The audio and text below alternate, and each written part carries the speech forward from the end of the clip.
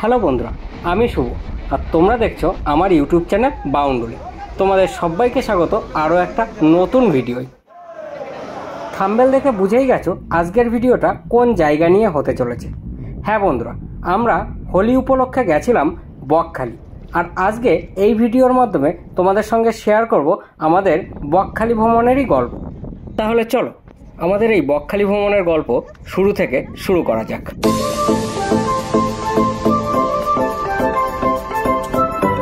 এখন সময় সকাল 5:35 আর আমরা দাঁড়িয়ে আছি নৈহাটি স্টেশন।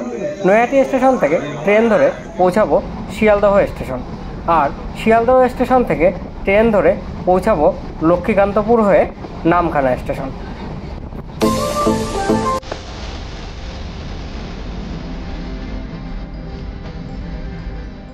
আমরা শিয়ালদহ স্টেশন থেকে ভায়া লক্ষ্মীকান্তপুর নামখানা লোকাল ধরে প্রায় 3 ঘন্টা জার্নি করে পৌঁছে গেলাম নামখানা স্টেশন।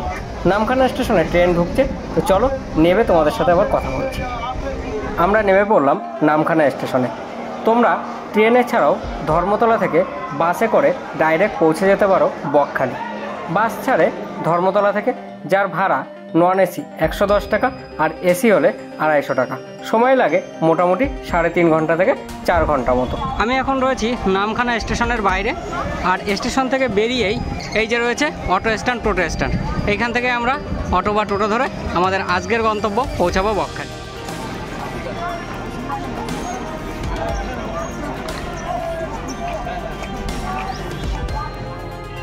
আমরা নামখানা স্টেশন থেকে উঠে গেছি একটা হাইব্রিড টোটোতে।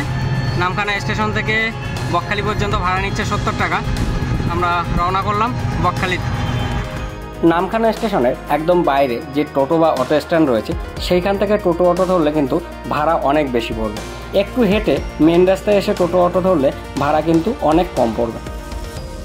তো আমরা নামখানা থেকে 1 ঘন্টা টোটো জার্নি করে পৌঁছে গেলাম আমাদের আগে থেকে বুক করা হোটেল সোনারতরী। এই যে এই রাস্তা দিয়ে যেতে হচ্ছে, সামনেই সোনারতরী হোটেল। আর বাজার থেকে কোন দিকে আমরা আগে হোটেলে চেক ইন করে বাইরে যখন বেরোবো তখন আমরা রাস্তাটা বলে দেবো। আমরা পৌঁছে গেছি বকখালি আমাদের আগে থেকে বুক করা হোটেল সোনারতরীতে। এই যে আমার পেছনেই হোটেল, একটা বাড়ির মতোই হোটেল। আর হোটেলের আশপাশের পরিবেশটা জাস্ট অসাধারণ। আমি তোমাদেরকে একবার হোটেলের বাইরের পরিবেশটা দেখাচ্ছি, তারপরে হোটেলের ভেতরে গিয়ে রুম দেখাচ্ছি।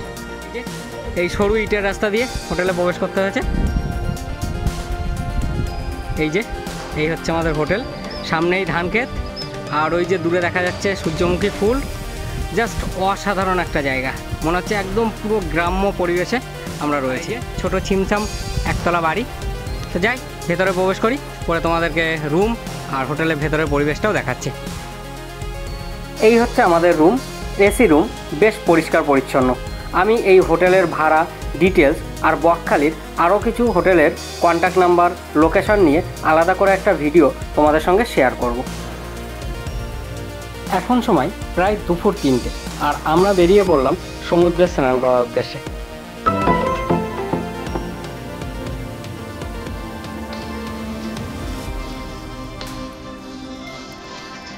আমরা যে হোটেলে ছিলাম ঠিক সেই হোটেলের সামনে থেকে যে রাস্তাটা, সেই রাস্তা দিয়ে সোজা হেঁটে চলে আসলে বিচ। হেঁটে আসতে খুব বেশি হলে 2 থেকে 3 মিনিট টাইম লাগলো। এই যে সমুদ্র অলরেডি এখান থেকে দেখা যাচ্ছে, সামনে দিয়ে সব হোটেল রয়েছে। আমরা এখান থেকে ঢুকে যাচ্ছি বিচে। ওফ,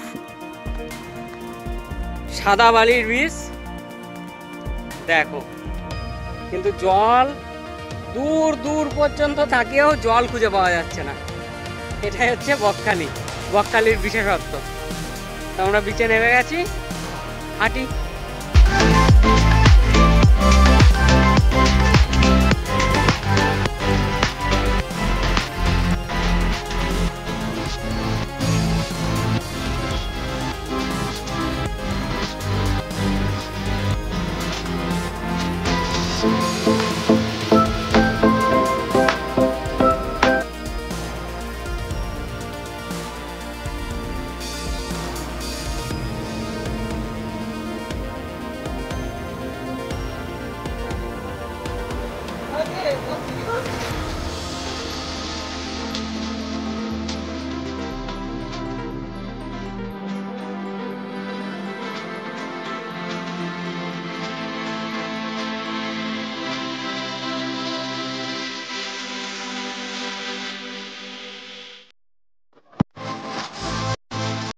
আমরা সমুদ্র স্নান সেরে দুপুরে খাওয়া দাওয়া করার পরে একটা লম্বা ঘুম দিয়ে এখন চলে এলাম হোটেলের ছাদে।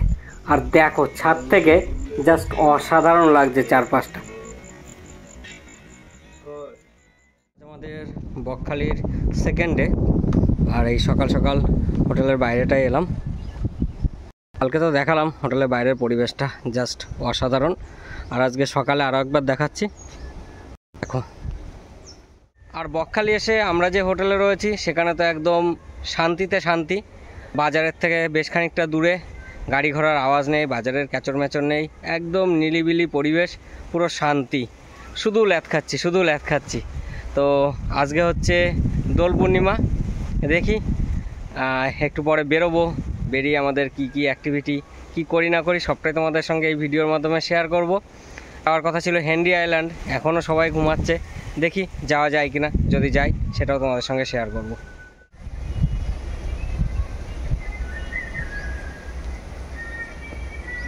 এখন চলে এলাম হোটেলের ছাদে, আর ছাদের উপরে এই যে একটা বড় খাট পাতা রয়েছে।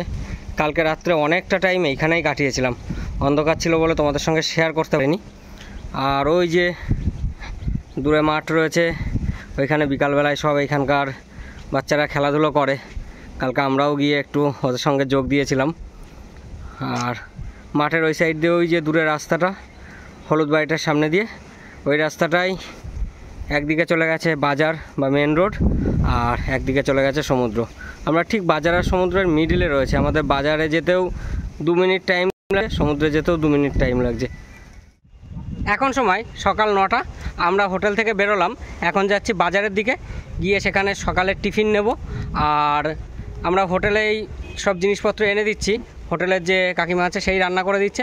তো এখন যাব বাজার থেকে আবার আজকের খাবার জিনিসগুলো নেব, এনে হোটেলে দেব। তো রান্নাবান্না চলো গিয়ে তোমাদেরকে বাজারটা দেখাচ্ছি। কালকে খুব তাড়াহুড়োর জন্য আর দেখাতে পারিনি, কালকে হোটেলে ঢুকেই তাড়াতাড়ি করে বাজার করেছি, সেরকম কিছু পাইও নি। তো সেই জন্য আর কালকে তোমাদের সঙ্গে সেটা শেয়ার করতে পারিনি। আজকে সকাল সকাল বেরোলাম, গিয়ে যাই বাজার করি, কোথায় কি পাওয়া যাচ্ছে না যাচ্ছে সেগুলো তোমাদেরকেও দেখাবো। চলো, বাজারের দিকে রাস্তা বা মেন রাস্তা এই দিকটাই। আর এই যে এইখান থেকে এই সরু রাস্তা দিয়ে ঢুকে গেছে হংসরাজ হোটেলের পাশ দিয়ে সোনারতরী হোটেল। আর এই দিকে সোজা চলে গেলে সি বিচ। এদিক দিয়ে ওই হেঁটে 2 মিনিট লাগবে, আর এদিকেও বাজারে যেতে ওই হেঁটে 2 মিনিট মতো লাগবে। চলো যাওয়া যাক। এই যে আমরা চলে এসেছি বাজারে, আর সামনেই বাস স্ট্যান্ড। আমরা এখন আছি বাস স্ট্যান্ডের একদম পাশেই বনশ্রী এসি হোটেল। এইখান থেকে আমরা সকালের টিফিন নিয়ে নিচ্ছি পেটাই পরোটা, 20 টাকা করে শ নিচ্ছে। আর এইখানে কিন্তু মোটামুটি সব ধরনের খাবার দাবারই পাওয়া যায়, আর খাবারের মানও বেশ ভালো। বনশ্রী হোটেলের একদম অপোজিটেই রয়েছে লোকনাথ মৎস্য আড়ত, আর এইখান থেকেই আমরা আমাদের আজকের মাছ নেব। কালকেও এইখান থেকেই আমরা মাছ নিয়েছিলাম। আমরা বাজার থেকে চলে এসেছি, সকালের টিফিনও হয়ে গেছে, এখন শুরু হয়ে গেছে আমাদের রং খেলা, আর সেই সঙ্গে আনলিমিটেড এনজয়। তো দেখতে থাকো। গায়ে হলুদ, মাথায় হলুদ হচ্ছে, এবার ভালো দেখাচ্ছে, সব রং হয়ে গেছে, লালটা বাদ আছে। স্বপ্ন কোথায়?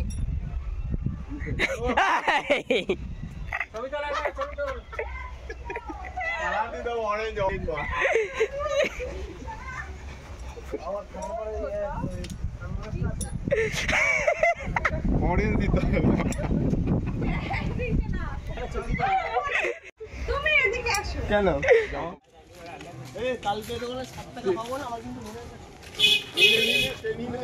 হ্যাপি হলে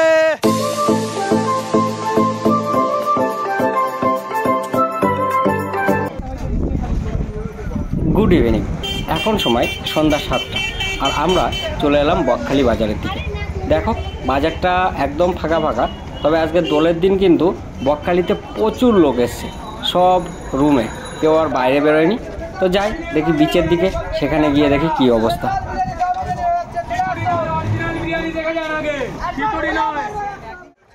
হাঁটতে হাঁটতে চলে এলাম সি বিচে, আর এইখানে বেশ ভালোই ভিড় রয়েছে, অনেক দোকানপাট রয়েছে। এইখানকার দোকানপাটগুলো বেশ সাজানো, যে লাইনে আইসক্রিমের দোকান সেই লাইনের সব আইসক্রিমের দোকান, যে লাইনে মাছ ভাজার দোকান সেই লাইনের সব মাছ ভাজার দোকান, এইভাবে সাজানো। তো বিচটা একটু ঘুরে দেখি, কিছুক্ষণ টাইম কাটিয়ে তারপরে এখান থেকে আবার বেরোবো।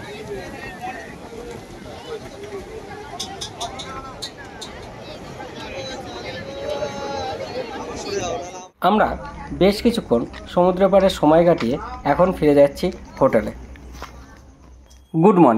গুড মর্নিং সবাইকে। আজ আমাদের বকখালির তৃতীয় দিন, আর বকখালির তৃতীয় দিনে আমি সকালে হাঁটতে হাঁটতে চলে এলাম সমুদ্রের পাড়ে। এই দুদিন আমরা ম্যাক্সিমাম টাইম হোটেলেই ল্যাদ খেয়ে কাটিয়েছি, সেইভাবে বকখালিকে ঘুরে দেখা, বকখালির সৌন্দর্য উপভোগ করা হয়ে ওঠেনি। তো যাই হোক, সকালবেলা সমুদ্রের পাড়ে এসে মাইন্ড পুরো ফ্রেশ লাগছে, অসাধারণ পরিবেশ, যতদূর চোখ যাচ্ছে সাদা বালির বীচ, দারুণ লাগছে।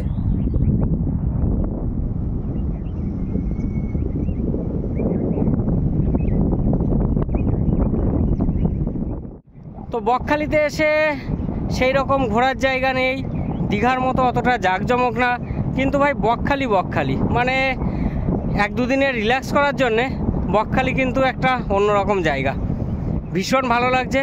আর এখানকার সি বিচের বিশেষত্ব হচ্ছে পুরো সাদা বালি, আমার পেছনেই দেখতে পাচ্ছ, দারুণ লাগলো।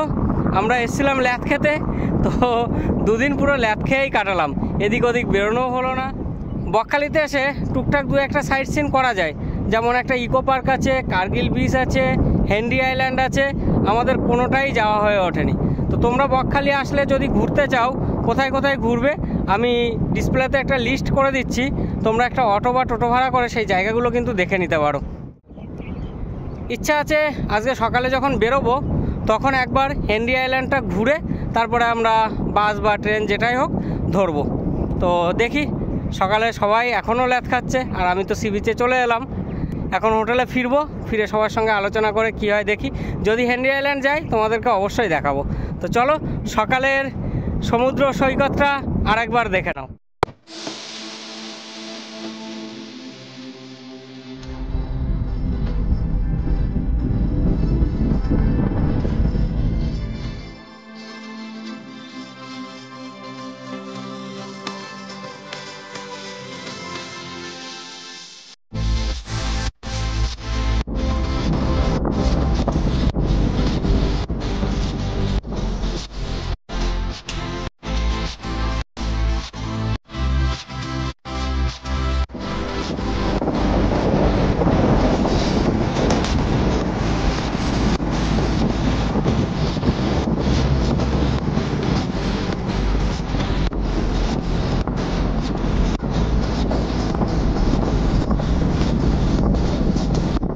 কাল রাতে বিচের ধারে যে দোকানপাটগুলো দেখালাম, এই যে সকালে কিন্তু সব বন্ধ, তুই একটা চায়ের দোকান ছাড়া আর বাদ বাকি দোকান সব বন্ধ।